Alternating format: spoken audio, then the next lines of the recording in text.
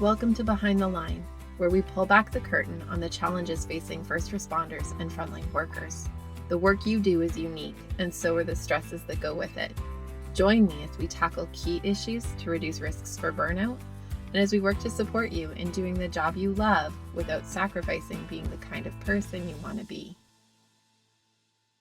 Hey there, and welcome back to Behind the Line. I'm your host, Lindsay Foss.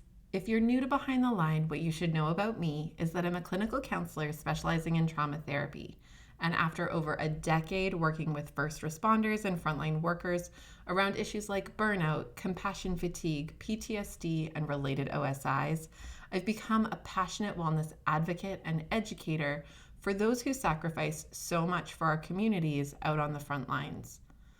Behind the Line is a place for us to talk about the real life behind the scenes challenges facing you on the front lines.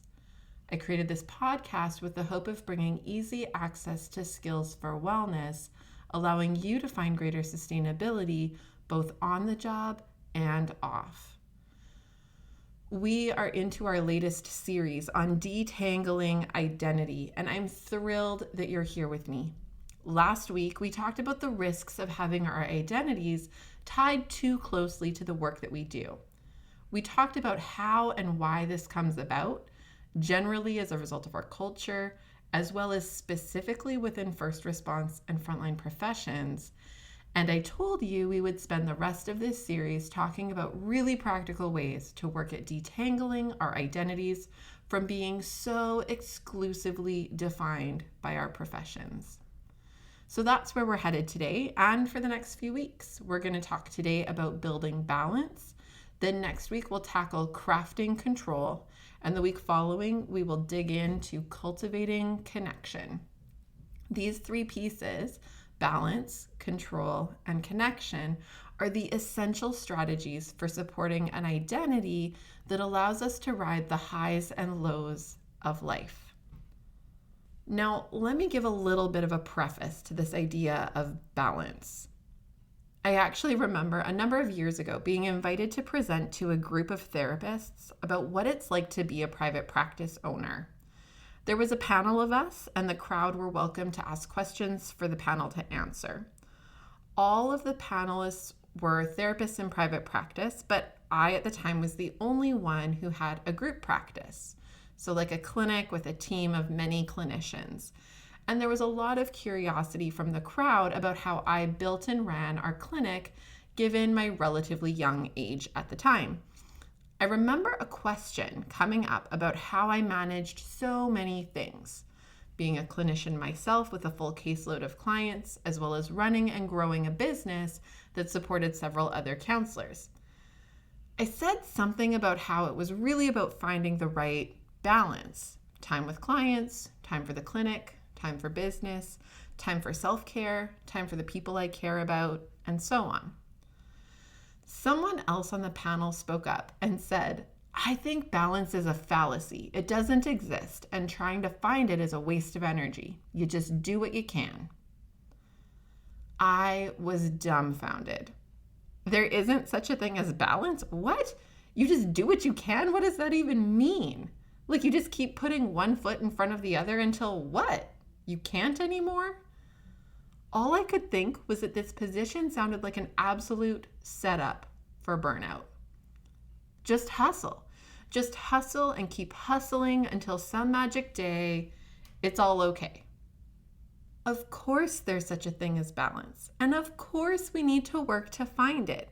And while yes, we can do the best we can, doing our best and being our best involves some amount of self-reflection, introspection, and the ability to be intentional at strategically implementing what we've learned about ourselves in an effort to find our sweet spot. Now, here's the thing about balance, and maybe why this panelist believes it doesn't exist. Life balance is not a fixed point. Here's what I mean by that. Go back for a moment to your grade 3 or grade 4 science class when you got an actual scale and some weights, and you learned about finding a balance point where the weight was equal on both sides. It's a fixed mathematical point. It won't change. Balance will always happen when there is an equal amount of weight on each side. That's how it works. But life and people within life are never fixed points. We're always changing and adapting. Life is always moving and flexing, ebbing and flowing. Think of it a bit more like balancing on a stand-up paddleboard on ocean waves. You might find a balance at one moment when the waves are calmer and the water is more still, but then the wind picks up, the waves hit a bit harder, and each moment is effort to find and re-find balance under the fluctuating conditions. The tricky thing about building balance in our lives is we won't ever be done with it. It isn't a one and done. We won't find this wonderful balance point and be able to just ride that out indefinitely. Life will come along and give us some waves, and we will need to readjust and rediscover balance all over again. I know that likely sounds a bit daunting, and I'm not gonna lie, it can be. But here's the good news. Once you build balance that feels good to you, most of the adjustments will be tweaking. Kind of like the stand-up paddleboard. It's starting that's the hard part. It's learning to find your center and strengthening your body to remain centered in moving conditions that's difficult. Once you get used to it, get good at it, the adjustments are pretty small tweaks moment to moment to respond to fluctuations in the water conditions. As we look at detangling our identities from our profession, we need to focus on building balance so our identities are an amalgamation of who I see myself to be in various diverse parts of my life. Last week, I suggested thinking about this like investment banking. When we build our identities in exclusive ways, like into our profession, or another common one is into our role as parents, and tie them to things that invariably come to an end or can be pulled out from under us, we put all of our eggs into one very janky basket. So then if I'm off work or I retire or my kids leave home, my sense of self feels jeopardized because that basket just got yanked and my whole self is tanked without it. In investing, they talk about diversifying your portfolio. Financially, it isn't wise to take your hard-earned cash and put it all into one company's stocks. Because if that company takes a hit, you're going along for that ride in a very deep way. The recommendation is to spread what you want to invest into a few areas so that if one takes a bit of a hit, it's likely counterbalanced by something else that's doing well. And over time, you can better ride the ebbs and flows that are a natural part of the market, coming out ahead overall. The same theory is true for us as people.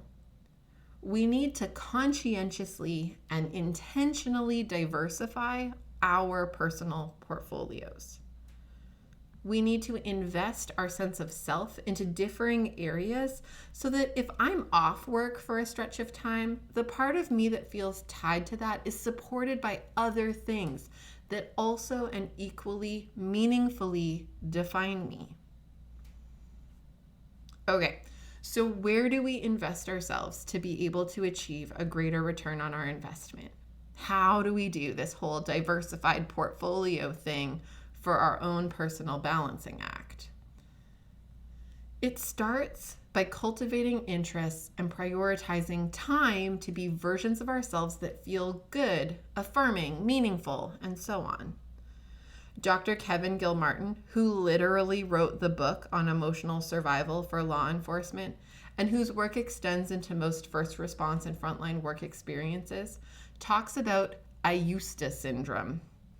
I'll link to his book in the show notes. He talks about before the job, officers tend to have a lot of friends, hobbies, interests, activities, and so on. But then as they pour into the job, and start spending more time with workmates, doing work-related things, They invest more and more into their work lives and less into their personal life roles outside of the work. So it becomes, I used to fish. I used to go out with friends. I used to go camping, and so on. I'm curious, what did you used to do? What used to mean something to you? What used to feel fulfilling or interesting or challenging to you? What have you always been curious about trying but never done? What was your favorite thing to do as a kid? What do your friends like to do that you could get into with them? What does your partner or your kids like to do that you would be up for participating in?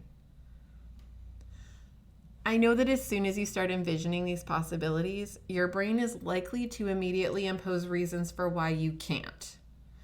I can't commit to volunteering or doing the Learn to Curl program because shift rotations never give me consistent days off. I can't go camping because my kids are too young to sleep in a tent all night. I can't hike anymore because of my knee. I can't outfit myself to start fishing again because it costs too much. There are lots of excuses and real reasons for why things may not come together. But for now, let yourself just connect to what you would enjoy or find yourself differently challenged by without any judgment or constraints from the practical side of things. The bigger you let this list become, the more likely you'll stumble upon some things that, through varying amounts of creativity, you can find ways to actually make happen. I was reading an article written by psychologist Dr. Rochelle Zemlock. You'll find a link to it in the show notes. And in it, she shares this story. Quote, Joel Fay, retired police officer, founding member of First Responder Support Network, and lead clinician at West Coast Post-Trauma Retreat, was quoted as stating, quote, as I stood there, an image came to mind, that of a roof being supported by a single pillar. If that one pillar were removed, the entire roof would collapse. But I had a lot of pillars in my life besides work. I had friends, family, volunteer work, sports, and many other interests. I could afford to lose this one pillar. At that moment, I knew I was going to be okay. End quote. That's what we're trying to do here. We're trying to be intentional about building up other pillars to support the weight of life. Work is a pillar. It's an awesome pillar. We can get a lot out of our work, and it does get to be a facet of our identities. But that's where we need to be conscientious. Am I allowing it to be a facet, or have I defaulted into making it the whole shebang? If we're identifying that we need some additional pillars and that we need to work at building in some more balance, there is going to be a temptation, and it's the tendency to go to extremes. As we recognize the risk we're at by making work the fullness of who we are likely to try to swing to the other extreme and try to build like 5 new pillars at the same time. It won't work, and here's why. People suck at sustaining extremes.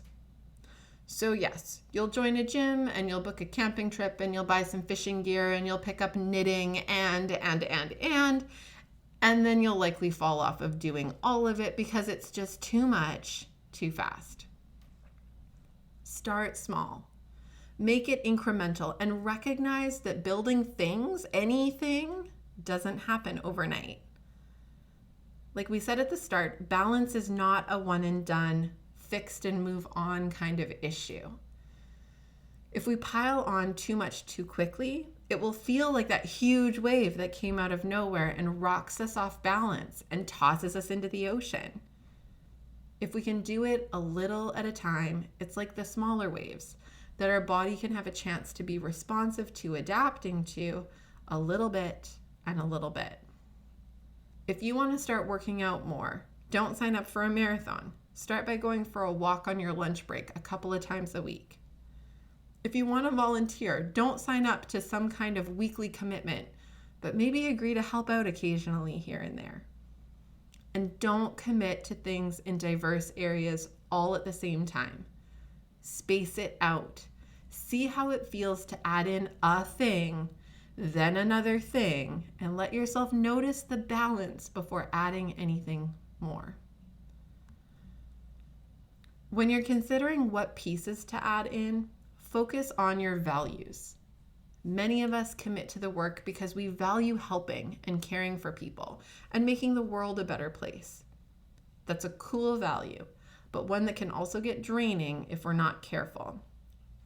Get curious and creative about ways to lean into this value without depleting yourself. For example, one of my favorite examples is that my grandma knits mittens, toques, and scarves for homeless people. She does it at her own pace while she watches the news and sips her coffee. It's a hobby she really enjoys and that she's able to turn into something that contributes toward a value that she feels passionate about. If we value time with our families and friends, consider ways to structure activities that reflect this. Maybe it's a family bike ride or a regular family activity or game day where each family member gets to rotate choosing the activity we do or the board game we play. Another way of thinking about this is to consider what you hope people say about you at your funeral. Do you really care if people say, he was a great firefighter, or she was an amazing social worker, or he was a solid nurse, or she was a phenomenal police officer? While it would be nice for our professional contributions to be noticed, it likely isn't the stuff we would really care to hear the most. We're more likely interested in things like, they were a great friend, really there whenever you needed them. Or they really cared about people. You could tell that they were really genuine. Or they were real. You felt like you could be yourself with them because you knew you could be real with them. These are the pieces that will help you know what you really value. And I would encourage you to lean into activities that then give space to highlight these aspects of who you are. If you want to be remembered as a good friend, what kinds of activities and ways of engaging would reflect this? How can you invest now and on and ongoing into having that be what people remember about you down the road? How do we contribute to shaping today what we hope our legacy will be in the future?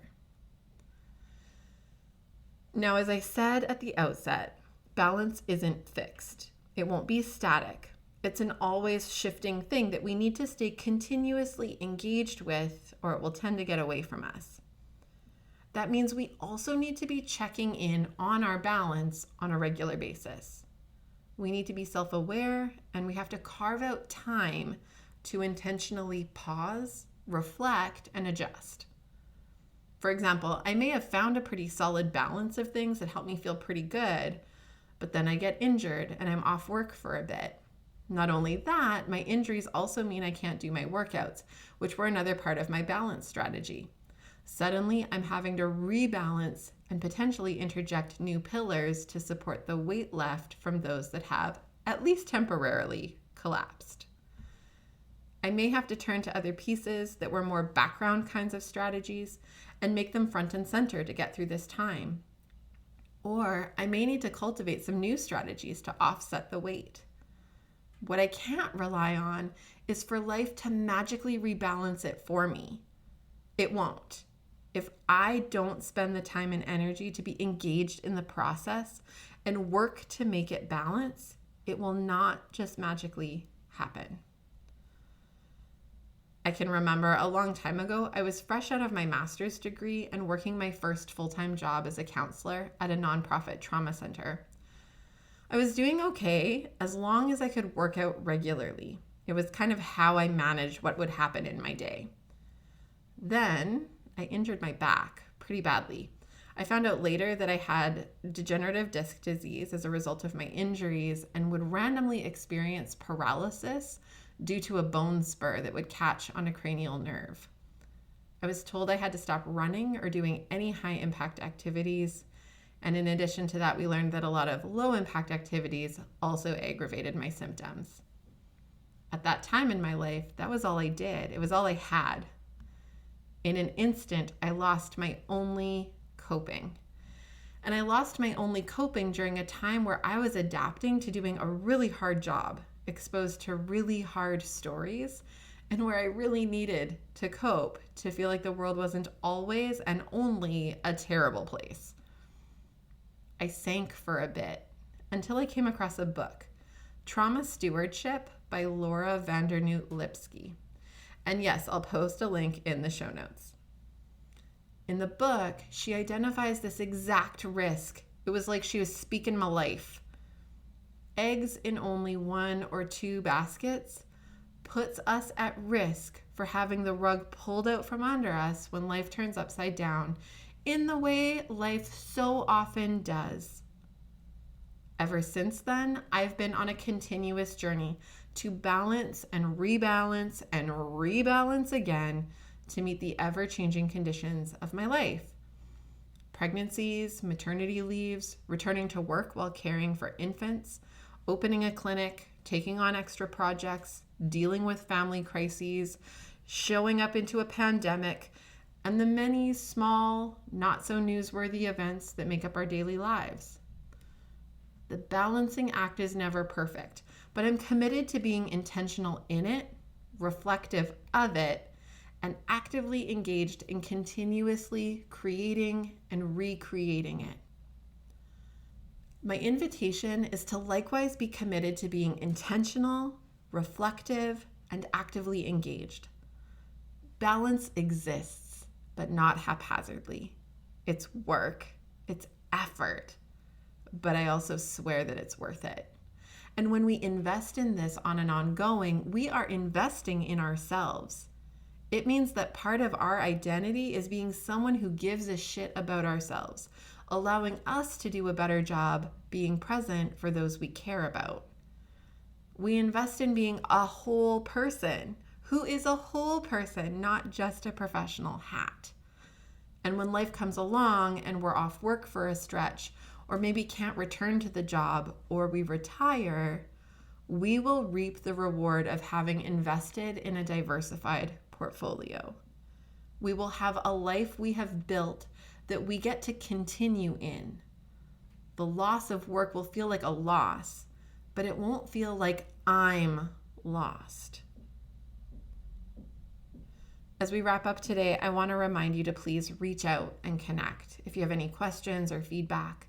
You know I love hearing from you and shaping this podcast to echo your needs and interests. I love hearing about what you're working on and how you're using what we talk about on this show. You can find me on Facebook and Instagram at Lindsay A. Foss, where you can follow me or tag me, or you can email me at support@thrive-life.ca. I am continuously grateful that many of you are so keen to share about Behind the Line and spread the word to others on the front lines. Know that we can be found online on our website, on most major podcast platforms, as well as on YouTube.